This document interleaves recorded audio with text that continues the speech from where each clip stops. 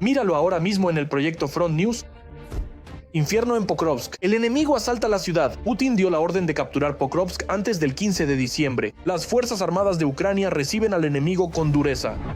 Los soldados de Putin volvieron a meterse en la tubería. Las Fuerzas Armadas de Ucrania en Sumy limpiaron a los invitados no deseados. Las instalaciones militares en Crimea y el sur de Rusia también están ardiendo, y Moscú se está preparando para un apagón. Flamingo en acción.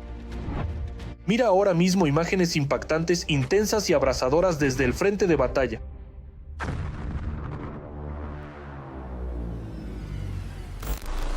Saludos, soy Vladimir Timoshenko y vamos a comenzar de inmediato con el tema principal. Pokrovsk. El día anterior, las tropas rusas lanzaron un asalto masivo contra la ciudad utilizando vehículos ligeros y obtuvieron cierto éxito. Al mismo tiempo, los defensores ucranianos restablecieron parcialmente las rutas logísticas al norte de Pokrovsk. Así pues, el corresponsal semanal de TSN, Alexander Zagorodny, les contará y mostrará lo que está sucediendo en el punto más crítico del frente. Su material exclusivo. Veamos. Entramos en el distrito de Lokrovsky. ¿Qué es lo más aterrador para los periodistas en el frente? No son los bombardeos. Lo más aterrador es cuando estás cerca de la línea del frente y no conoces el camino. No estás seguro de no estar yendo directamente hacia las posiciones enemigas. ¿Ya estamos regresando? Yo también lo creo. Decenas de autos calcinados en la carretera, casas destruidas. Estamos cerca de Kucheriov Yar, por el que hasta hace poco se libraban feroces combates. Hasta las posiciones enemigas ya no son kilómetros, sino cientos de metros. Marcha atrás.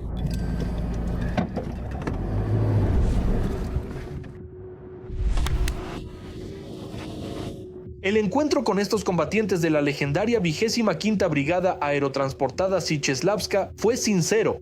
Ahora son presentador de televisión y productor, pero hasta hace poco, Iván Golovach y Alexander Rabinchuk eran camarógrafos de TSN. Cada uno de ellos tiene a sus espaldas cientos de reportajes filmados desde el frente. Ahora ellos mismos defienden este país con las armas en la mano. El trabajo comienza al anochecer. Los combatientes arman rápidamente los bombarderos. Son potentes cuadricópteros. Aquí los llamamos vampiros. El enemigo los llama Baba Yaga. El nuevo aparato lo prueba un combatiente con el seudónimo de Crimea. Hace apenas unos minutos recibió un premio de manos del presidente. Le felicitamos. ¿Tiene usted un premio? Gracias. ¿Qué le entregaron? Me entregaron la orden al valor de 3er grado. ¿Y no le dieron algún tipo de permiso? Todavía no es momento para un descanso. Por ahora no es momento para descansar. Aquí, cerca de Pokrovsk, de verdad no hay tiempo para descansar. El comandante con el seudónimo Burzui apura a sus muchachos. Los vampiros ya deberían estar en la línea del frente. La situación en el frente es difícil. La gente trabaja al máximo, cumpliendo sus tareas directamente en Pokrovsk y más allá. Mirnograd, Pokrovsk y otras posiciones nuestras que aún se mantienen, sostienen y defienden nuestra tierra. En principio, no hay posiciones como tal, pero los grupos se infiltran, se mueven y son eliminados. Así es como el comandante describe la situación en Pokrovsk. El enemigo se infiltra en la ciudad en pequeños grupos. No entra en combate con las unidades ucranianas. Su principal objetivo es entrar en nuestra retaguardia y afianzarse allí. Se forma una especie de pastel de capas. El enemigo está en la retaguardia de nuestras fuerzas, pero también nuestras tropas están en la retaguardia enemiga. Llevar municiones, gasolina y alimentos solo es posible hasta los suburbios, solo de noche y con gran riesgo. Después comienza el trabajo de los bombarderos. Estos aparatos volarán durante toda la noche. No bombardearán las posiciones enemigas, sino que rescatarán a nuestros combatientes en pleno Pokrovsk. El primer vuelo lleva gasolina. La gasolina es el generador, es la carga para las radios, es la comunicación. Algo se romperá, algo no, lo lanzamos a la red y luego como salga. Aquí hay gasolina para el generador, para que los chicos puedan cargar las baterías y Starlink para que siempre tengan comunicación.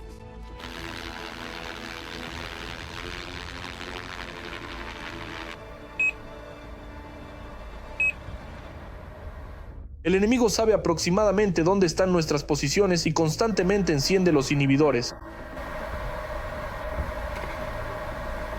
Ya es cuestión de la habilidad del operador sacar su pájaro de la zona de acción de la defensa antiaérea enemiga y regresar a la base. En el próximo vuelo, los chicos se quedaron sin comida. Incluso les mandan papas. Por supuesto. ¿Y qué? ¿No quieren algún guiso enlatado o prefieren papas? No quieren guiso, quieren papas, también hay salchichón. ¿Y qué piensas? ¿Que se puede vivir solo de guiso enlatado? Salchichón, sneakers, pan, té, azúcar, bebidas energéticas. Eso es lo que piden. El enemigo sabe aproximadamente dónde se encuentran y desde dónde despegan los vampiros, e intenta destruirlos por todos los medios posibles. Las explosiones cercanas ponen un poco nervioso al camarógrafo. ¿Pero qué pasa? Casi en cada posición ahora se puede ver este tipo de artilugio. 2 palos y un poco de espuma de poliestireno. Este dron ruso Molnilla causa bastantes problemas a los combatientes ucranianos. Aunque es difícil considerarlo exclusivamente ruso, porque todo en este tablero está escrito en latín. Un soldado apodado el francés emerge de la niebla en su maravilloso cosaco y en 1 hora nos lleva a la Gran Tierra, donde ya no llegan los proyectiles enemigos. Limpio, además. Pero los misiles enemigos siguen volando. Y esto ya es la región de Dnipropetrovsk. Hasta la línea del frente hay decenas de kilómetros, pero los rusos pueden alcanzar aquí. Y lo hacen. Dieron en este objeto estratégico. Más precisamente, en una tienda estratégica. Aquí había un pequeño complejo. La gente vendía refrescos dulces. Las mujeres locales cuentan con demasiada calma la tragedia que ocurrió aquí. Nadie murió. Una mujer de 65 años y, según dijeron las dueñas, le arrancó un brazo y una pierna. Y a una niña de 5 años también, no sé si la pierna o qué, también se la arrancó. Este es mi rostro, que fue enviado desde la cámara de un dron terrestre al portátil del operador. Esta es la última prueba del dron terrestre Termit antes de enviarlo en su primera misión a la zona de Chasiv Yar. Allí la defensa la mantienen los soldados de la 24ª Brigada. Hoy es su primera salida. Se puede decir que hoy lo sacaron de la caja, hoy fue construido, y hoy irá hacia los chicos, llevará gasolina, agua y comida. Allí los automóviles ya no pueden entrar. Los termitas en el frente no duran mucho, apenas alcanzan para unos pocos viajes, pero transportan cientos de kilos de carga. Por ejemplo, ese mismo vampiro volador, solo 15. Si esta máquina de orugas llega hasta la línea del frente, nuestros soldados podrán resistir allí varias semanas más, sin duda. Aquí, en la zona de Konstantinovka, trabajamos con Oleg Petroshuk, el oficial de prensa de la 24ª Brigada. Ahora mismo, medios extranjeros están escribiendo sobre él. Fue precisamente Oleg quien logró derribar un dron enemigo en Konstantinovka mientras tomaba una cerveza, cuando el dron ya se preparaba para atacar. Oleg protegió tanto a sí mismo como a una periodista extranjera. La sacó de allí sana y salva. Este es un mes muy difícil para el trabajo de la prensa en el frente. Han muerto 2 periodistas y otros 6 han resultado heridos. Por eso, no debemos olvidar que este es el trabajo de los periodistas, ese pequeño puente entre nosotros y nuestra retaguardia, que contribuye a nuestro entendimiento mutuo. No es la primera vez que Oleg tiene que derribar drones enemigos. Aquí está la toma de cómo hace explotar un dron Pachikun conectado a fibra óptica justo en medio de la carretera. Lo vio, lo hizo explotar y siguió adelante. Pero no quiere hablar mucho de eso. Dice que allá, en la primera línea, los combatientes hacen mucho más que él. Pero aún así, agradecemos a este joven. Aquí, junto a él, cerca de Konstantinovka, de alguna manera... Es más tranquilo y calmado para la mayoría de las personas.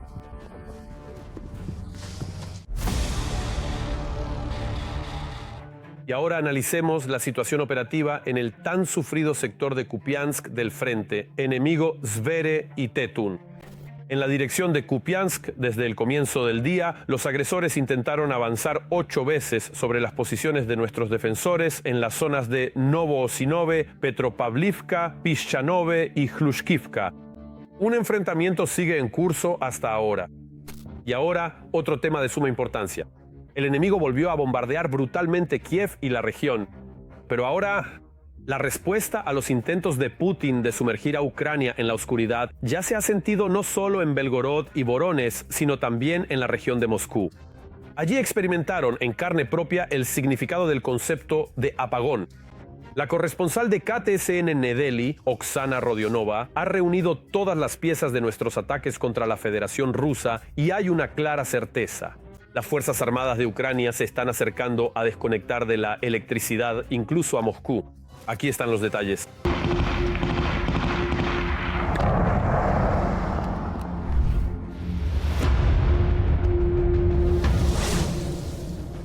Así de espectacularmente explotó esta semana un almacén de Shaheds en el territorio del aeropuerto de Donetsk. El resultado impresiona. Ahora más de 1000 Gerand-2 rusos ya no volarán hacia nosotros.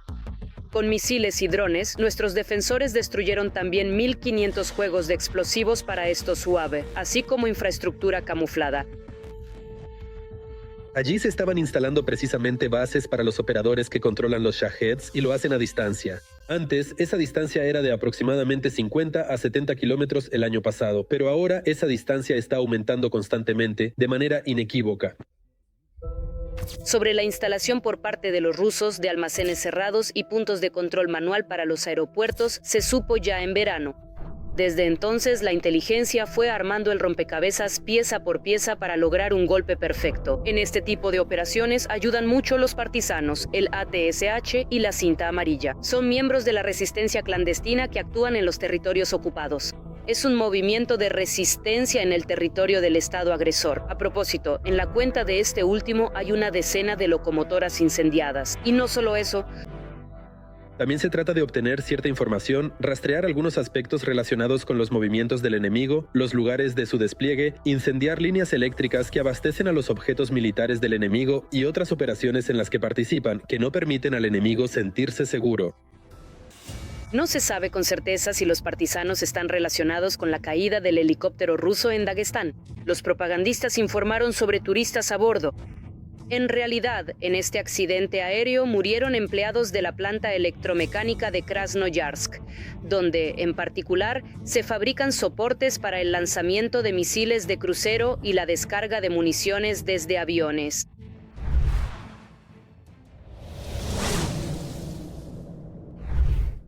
No hubo sonidos de la defensa aérea rusa, ni el zumbido de drones, solo explosiones tan potentes como estas.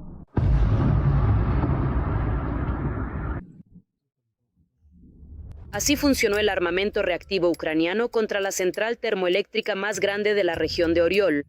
Esta ya es la segunda ataque en los últimos 10 días. La vez pasada fue atacada con Neptunos. Un detalle interesante. A menos de 1 kilómetro de esta central termoeléctrica se encuentra una importante empresa de defensa rusa, Orel Techmash, que produce equipos especiales para el ejército. Otro objetivo importante de la semana, a 350 kilómetros de Moscú, es la central eléctrica Kostromskaya-Dres, una de las más grandes de Rusia, capaz de producir más de 3.500 megavatios de electricidad. Su chimenea, de más de 320 metros de altura, se considera una de las más altas de Europa. Se registraron apagones tras nuestros ataques a las centrales termoeléctricas tanto en Belgorod como en Voronezh. Pero además de las centrales termoeléctricas, nuestras largas manos se concentraron en subestaciones clave para los rusos. Las principales empresas generadoras de electricidad están precisamente en el distrito militar de Moscú, y de hecho queremos aislar Moscú en círculo del resto del territorio de la Federación Rusa. Porque, en primer lugar, allí se concentra la mitad de las mentes y 1/3 de todas las empresas científicas.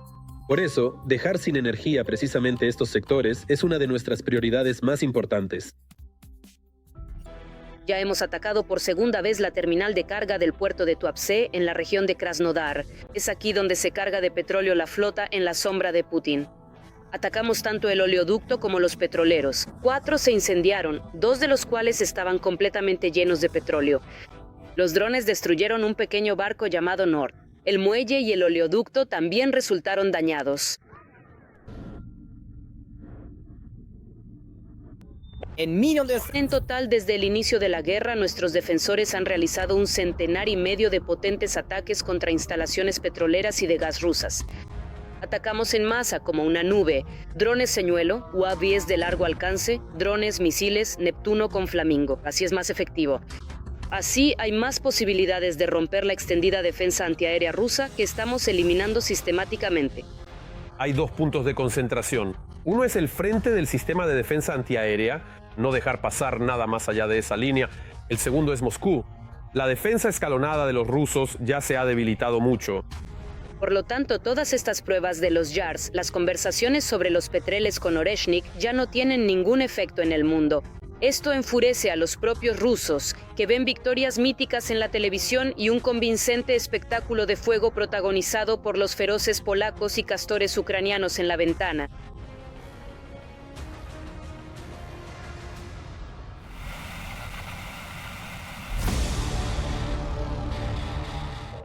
Ahora es el momento de analizar la situación operativa en la dirección de Liman del frente. El mundo ruso continúa destruyendo, matando y mutilando aquí. Hoy se han producido 9 enfrentamientos militares en dirección a Liman. El enemigo atacó en las zonas de los asentamientos de Novimir, Glushchenkovo, Novomikhailovka, Druzhlyubovka, Grekovka, Stavki y Liman. 4 enfrentamientos armados continúan hasta ahora. Y ahora, atención, en Rusia hay una nueva movilización masiva. Y se está llevando a cabo de manera secreta y no oficial. En particular, la gente es llevada al frente bajo el pretexto de proteger instalaciones estratégicas. Está claro que en realidad es para enviarlos a morir a Ucrania. De hecho, en Rusia han legalizado una variante híbrida de movilización general. ¿Qué posibilidades tendrá el enemigo y cómo podemos contrarrestarlo? Precisamente sobre esto, nuestro siguiente reportaje.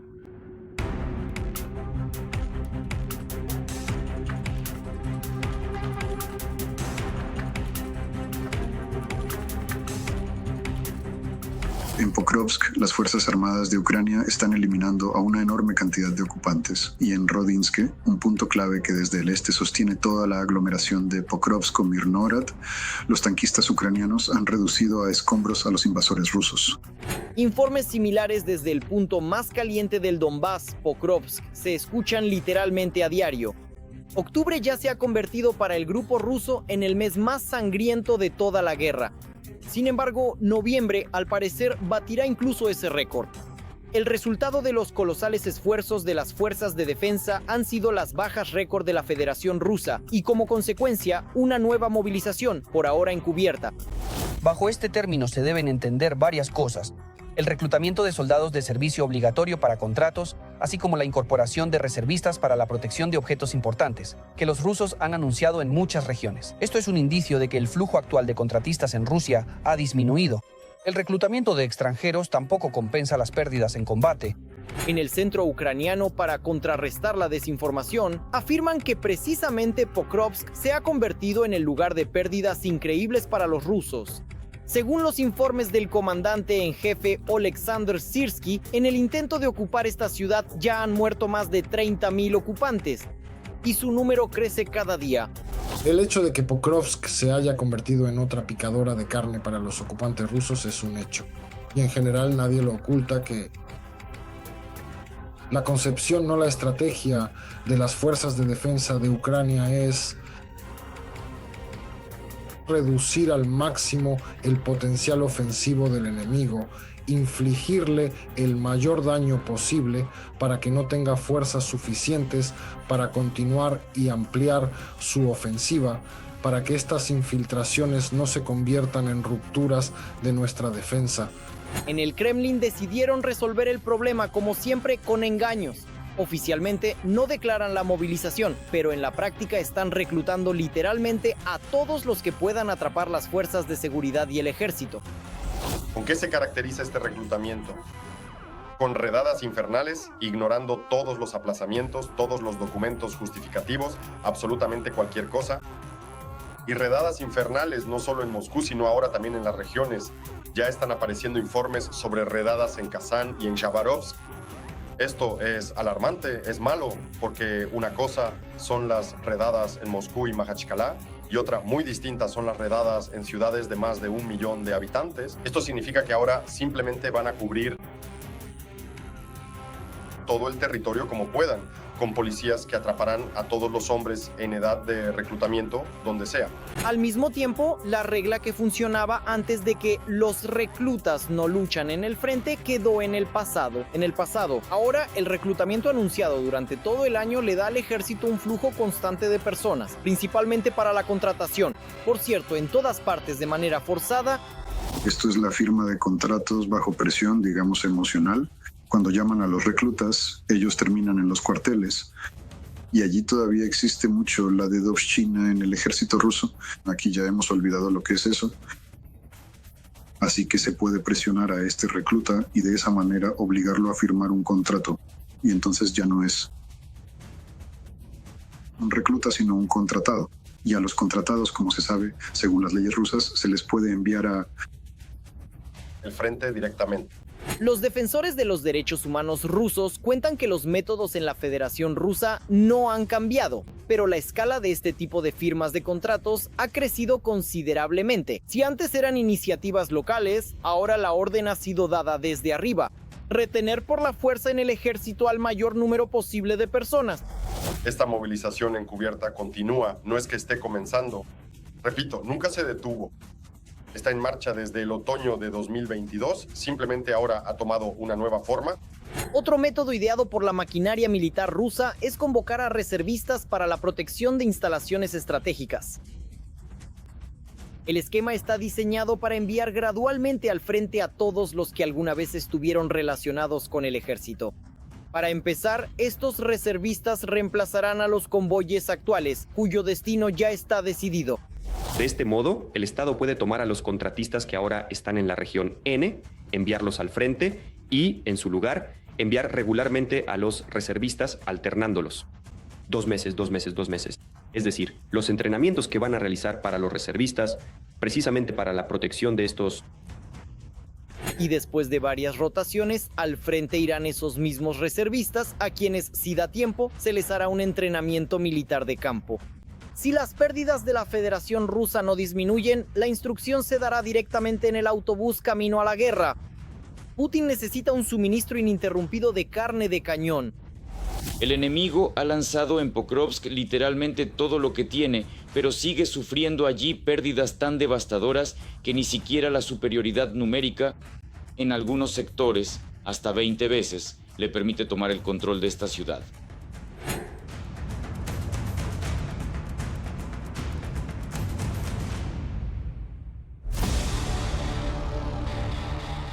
Y ahora analicemos en detalle la situación operativa en la dirección de Alexandrovsk del frente. El ejército enemigo aquí también actúa según su costumbre. En la dirección de Alexandrovsk, los defensores ucranianos repelieron 7 ataques del enemigo. Otros 3 enfrentamientos continúan. El enemigo atacó nuestras posiciones cerca de las localidades de Yalta, Selenigay, Arestopol, Egorovka, Pervomaiskaya y Ribnaya. La localidad de Kosovtsevo fue objeto de un ataque aéreo. Cada vez más ayuda militar para Ucrania llega desde Polonia. No en vano el presidente del país, Nawrocki, considera a Moscú la principal amenaza para la propia Varsovia. Les contaremos exactamente qué tipo de equipo militar enviarán nuestros vecinos y principales socios al frente en un futuro próximo para repeler con éxito los ataques del enemigo. En nuestro próximo reportaje. Más de 120.000 millones de zlotys o 4.000 millones de dólares.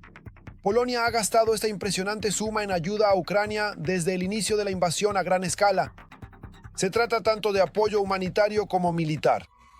Polonia fue uno de los primeros países en entregar a Ucrania tanques, municiones y equipo de defensa a gran escala. Entre 2020 y 2023 entregó en particular más de 300 tanques, así como transportes blindados de personal, sistemas de artillería, sistemas de defensa aérea, drones, morteros, fusiles automáticos y más de 100 millones de cartuchos. También se enviaron a Ucrania 10 aviones y 10 helicópteros. Entre 2022 y 2024, Polonia entregó a Ucrania 47 paquetes de ayuda militar. El valor del equipo entregado solo en 2022 ascendió a 7,23 mil millones de zlotys y en 2023 a 2024 a otros 5,63 mil millones. Polonia también entregó más de 19.500 terminales Starlink, proporcionando a las Fuerzas Armadas de Ucrania una conexión satelital estable. Esto representaba casi la mitad de todos los terminales utilizados en Ucrania hasta finales de 2023. La ayuda polaca a Ucrania no es resultado de un entusiasmo romántico, sino que es muy pragmática. Nuestros vecinos entienden que si cae Ucrania, Polonia será la siguiente en la lista. De hecho, una Ucrania en guerra le da a Europa tiempo para prepararse mejor ante las amenazas. Ese tiempo es necesario y no tenemos derecho a perder ni un minuto. Por cada minuto tendremos que responder.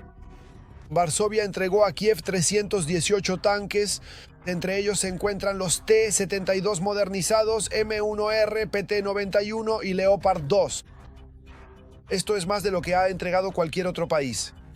El valor total de la ayuda gratuita, incluyendo entrenamiento, logística, reparación y apoyo médico, superó los 4.000 millones de dólares para marzo de este año. En particular, en 2022 ascendía a 1.600 millones. En los años 2023 a 2024, 1.300 millones. Polonia también entregó ayuda militar de Polonia. 586 vehículos blindados, 137 sistemas de artillería, 10 helicópteros, Mi-24, 10 cazas MiG-29, 287 sistemas portátiles de misiles antiaéreos, 44 misiles aire-aire, más de 100 unidades de armas ligeras, 89 morteros, 4 sistemas de lanzacohetes múltiples Grad, más de 100 millones de municiones.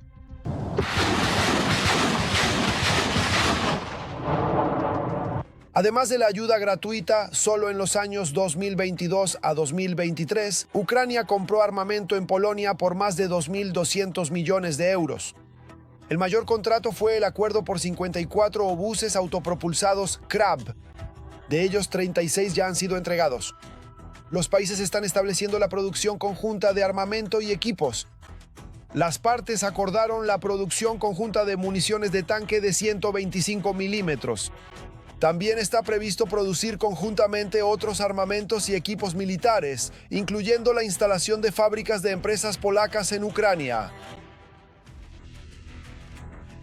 Es necesario movilizar la industria. La industria polaca y la ucraniana deben realizar inversiones conjuntas, no solo durante la guerra, sino también para desarrollar su propio potencial de disuasión. Estas iniciativas son muy necesarias. También es muy importante para nosotros mejorar las relaciones económicas. Seguiremos apoyando a Ucrania. Polonia se ha convertido en el principal centro de suministro de armamento para Ucrania. Además, durante la guerra, más de 30.000 soldados ucranianos han recibido entrenamiento en el territorio del país. Con cada año que dura la guerra, la asistencia y la cooperación conjunta entre Polonia y Ucrania no hacen sino aumentar.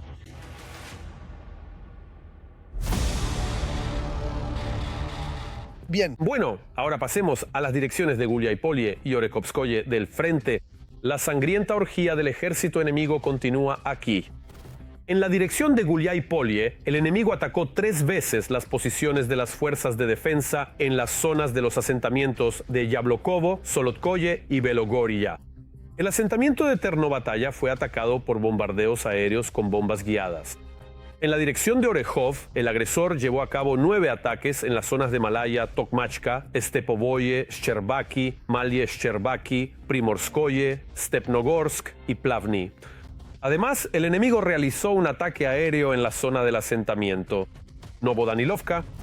No lo van a creer, pero los rusos intentaron de nuevo penetrar en la retaguardia de las Fuerzas Armadas de Ucrania a través de una tubería. Esto ocurrió en la región de Sumy y los defensores ucranianos lograron eliminar a la mitad de los invasores. Pero estas no son todas las malas noticias para el enemigo. Los detalles sobre lo que ocurre en la línea de contacto a continuación en nuestro informe militar.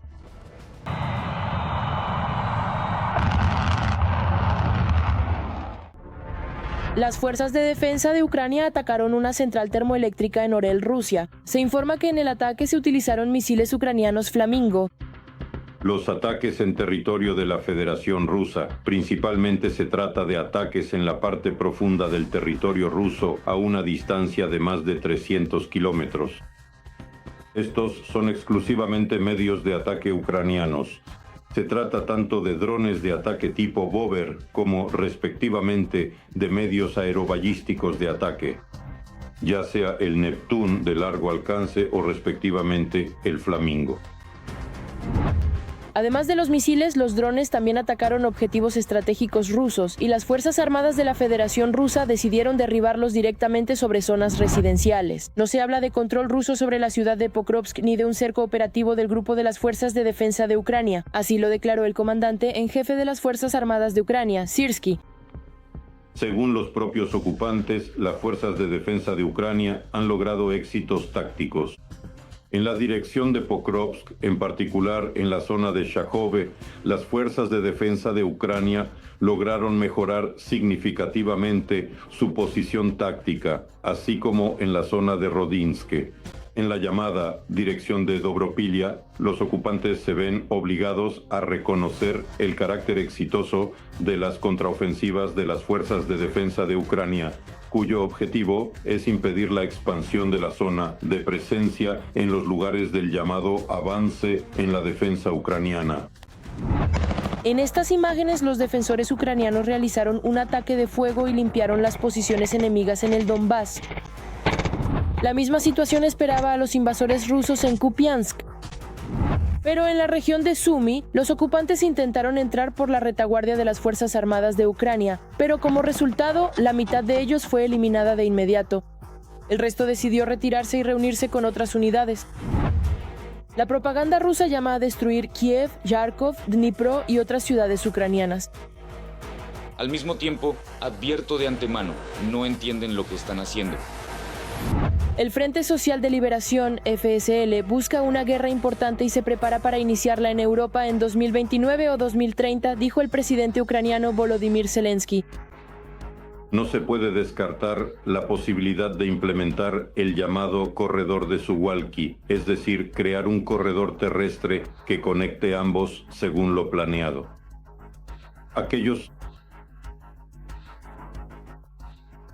El tiempo es una magnitud fundamental que utilizamos para medir la duración y el orden de los acontecimientos. El director médico polaco dijo que Ucrania puede luchar 3 años y desgastar a la población. Putin. Los últimos decretos del dictador ruso están relacionados con el servicio militar obligatorio durante todo el año en las Fuerzas Armadas del Ejército del país ocupante. Y la segunda es la participación de los llamados reservistas para proteger instalaciones estratégicas clave. En esencia, estamos hablando de movilización encubierta. En unas semanas se pondrá en funcionamiento en Ucrania el primer muro de drones del mundo, diseñado para destruir drones de ataque rusos.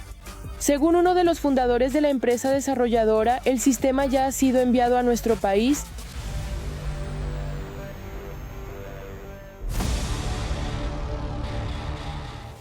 Eso es todo por hoy, pero muy pronto en el programa Front News habrá nuevos y exclusivos materiales de nuestros periodistas desde los puntos más calientes de la guerra, obtenidos para que ustedes conozcan la verdad. Este era Vladimir Timoshenko con ustedes. Cuídate.